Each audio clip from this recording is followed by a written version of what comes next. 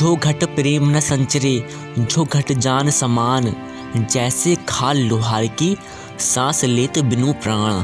कबीर कहते हैं जिस इंसान के अंदर दूसरों के प्रति प्रेम की भावना नहीं है वो इंसान पशु के समान है।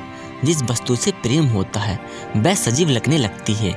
जैसे लोहे के औजार बनाने वाले लोहार की भट्टी निर्जीव होकर भी सांस लेती है। कबीर प्रेम के बारे में आगे बताते हुए कहते हैं, प्रेम उन सभी भावनाओं की चरम सीमा है जिसके प्रभाव में आकर हम सहज भाव से अपनी मर्जी से अपने आप को प्रीतम के हवाले कर देते हैं। ऐसा हम जबरदस्ती नहीं करते, यह तो बस हो जाता है।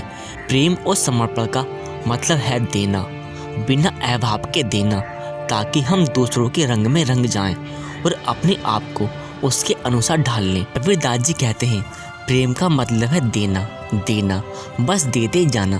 प्रेम की कोई सीमा नहीं है, प्रेम में कोई उम्मीद नहीं होती, हम बस सच्चे दिल से देते जाते हैं।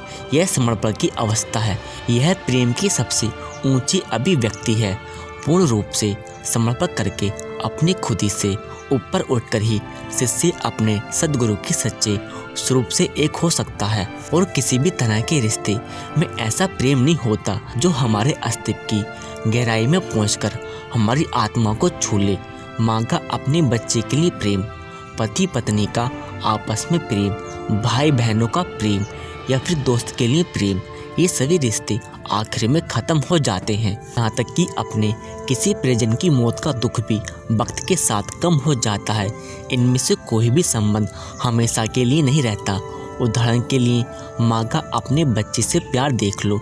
उसका बच्चा उसकी आँख का तारा होता है, वह उसका लालन पालन करती है, उसे प्यार करती है और उसकी संभाल करती है। इसी तरह बच्चे के लिए भी उसकी माँ दुनिया की सबसे ऊंची माँ है। वह माँ पर पूरी तरह निर्भर होता है। माँ उसे बोलना सिखाती है और जब वह पहला कदम उठाता है तो प्यार से उसे निहारती है। बच्चा बोलना और चलना सीख जाता है, बड़ा हो जाता है, फिर उसकी शादी हो जाती है, उसके अपने बच्चे हो जाते हैं और धीरे धीरे वह अपनी माँ के बिना अपनी नई जिंदगी शुरू करता है। दुनिया की सबसे अच्छी माँ का दर्जा धीरे धीरे कम हो जाता है और अब वह उससे केवल हफ्ते में छुट्टी के दिन या फिर थैंक्स गिविंग और क्रिसमस पर ही मिलता है। जैसे जैसे बेटे को अपने छोटे से परिवार से लगाव होता जाता है वैसे वैसे उसकी प्राथमिकताएं बदल जाती हैं। अब वह उसी माँ से उतना प्यार नहीं करता जितना बचपन में करता था। हम जिंदगी में अनगिनत रिश्तों से गुजरते हैं जो कुछ ही देरी के लिए रहते हैं। हम रिश्तों की तलाश करते हैं, रिश्ते बना लेते हैं और फिर उन्हें खो देते हैं। हम अपने परिजनों के विचार को, उनकी आवाज़ को, उनके व्यक्तित्व और हाव भाव तक को अपना लेते हैं, लेकिन फिर हमें खुद ही पता लग जाता है कि दुनियावी रिश्तों में आदर्श प्रेम की उम्मीद करना इंसान की नासमझी है। सच्चे प्रेम में समय समय पर उतार चढ़ाव नहीं आता।